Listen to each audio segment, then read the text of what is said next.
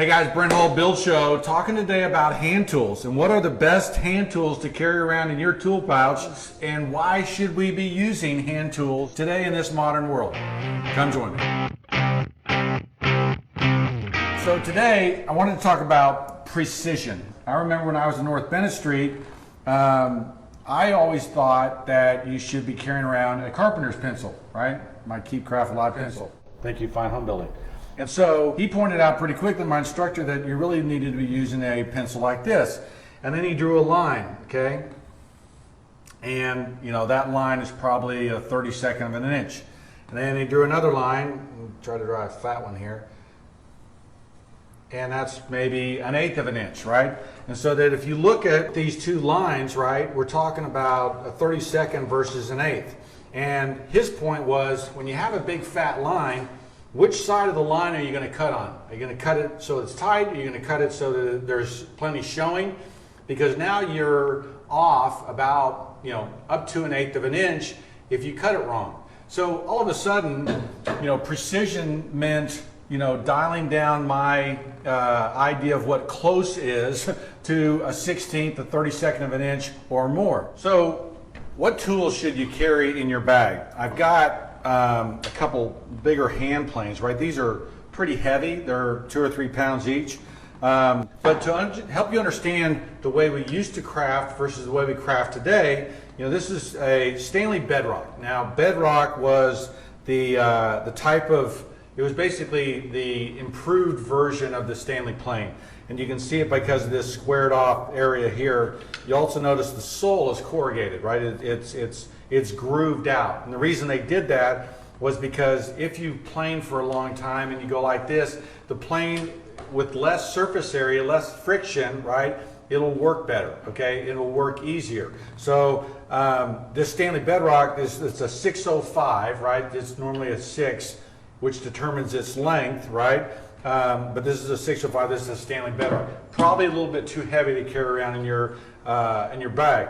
This is a Stanley 62, and this is a low angle jack plane, right? So it's about the same length as a 6, but it is low angle. Whereas you see the angle on this blade is pitched like this blade is pitched like this. Now, it's thought that this was meant for planing down butcher block tops, right? So that you have the end grain of the wood coming up and you needed a low angle to shave off that grain of that wood as it came through there. I love this plane. It's a sexy, easy working plane. You know, I was using it a little bit earlier before we started, and it's a sweet plane, right? Look at those shavings, right? Talk about precision, right? We're able to take off a 32nd, a 64th, right? We're not talking 1/8ths, we're talking 64ths, right? But the best tools, the ones I carry around with me, first one's probably I like the most. It's a low angle block plane. Now, Stanley makes this version, and it's the English version of the Stanley that you need to get, but it's a pretty slick little plane. It's lightweight.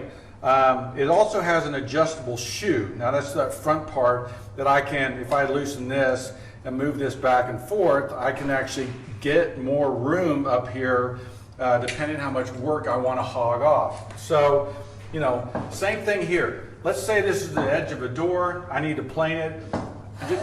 I can do this, right, a few times, and I've got these sweet, sweet, fun shavings, probably, you know, 64th again, 32nd of an inch, and I've really taken a careful, precise way of adjusting my wood, right?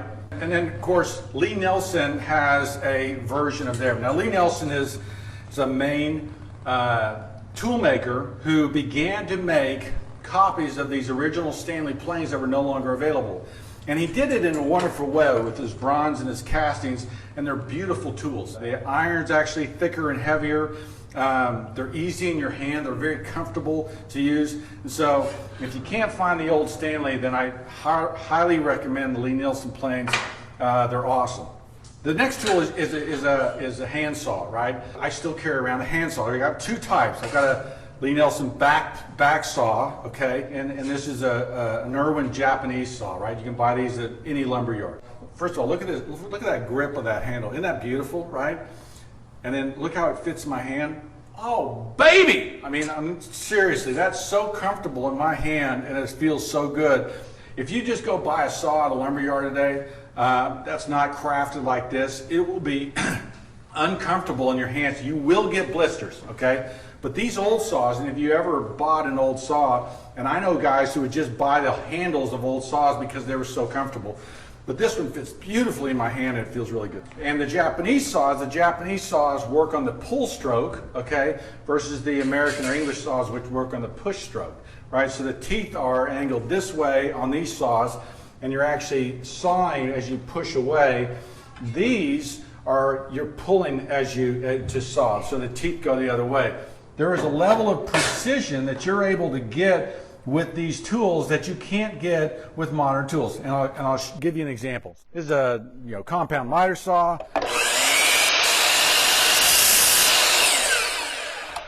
Right? And my kerf is about 1/8 of an inch, maybe a little bit more, right? If I take this Japanese saw that you can get at any Lowe's or hardware store, Ace or whatever, and draw and cut a curve, right? Now we're talking about 1/3 of this width, right? So instead of this 1/8, we're now talking back to that 16th, 32nd.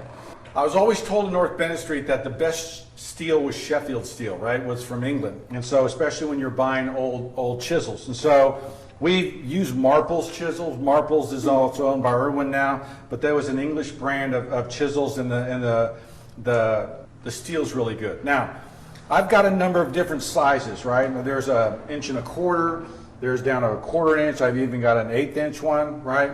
And there's nothing like these tools for doing fine work, okay? Cutting in butt hinges, cutting in locks, and installing plates and doing different things like that. You need a good set of chisels. I remember one of my instructors said to me, I said, in this day and age where people carry around their tools in a 5-gallon bucket, okay, how do you tell a fine craftsman from a knucklehead?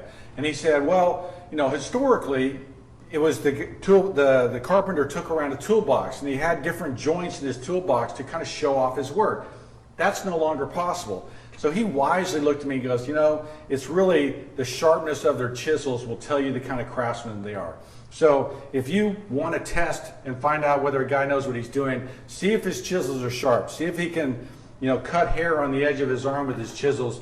That guy really knows what he's doing. The other thing I like is these files. Now these are Nicholson files. It's a 49 and 50, and they are kind of rougher versions, but there's nothing like taking a file and doing the same kind of thing if you don't have room for a plane to really get in and to finish off an area, and you can really hog away a lot of wood with a good file. Now, there's a lot of Chinese-made files today. There's a lot of Chinese-made tools which suck, okay, which are no good. Don't waste your money, okay?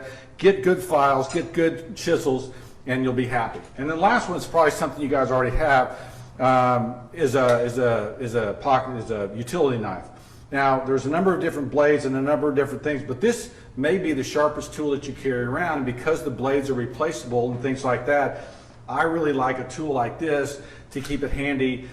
After I draw a line like this on my tool, right, where I'm going to cut, if I'm going to cut with chisels, sometimes I'll take my utility knife and run it right down that line, right, as a way of cutting into and making sure that when I come across here, my grain doesn't lift up past that point. There is a level of precision that you can get from these tools, and if you're really wanting to do high quality work, if you're really wanting to improve your craft, you need to know about hand tools and which ones to use in order to get your work right. Hey, look, follow me on Instagram and Facebook, Hull Millwork, Hull Homes. You'll really find a bunch of great content, a bunch of back scene stuff. That's on the kind of work that we're doing and the kind of jobs that we have. Really a lot more information there. Also be sure to sign up for the newsletter on the Build Show. It comes out every Friday. My videos come out every Monday. Great content there. Hope you enjoy it. I'm Brent Hull. Thanks for watching.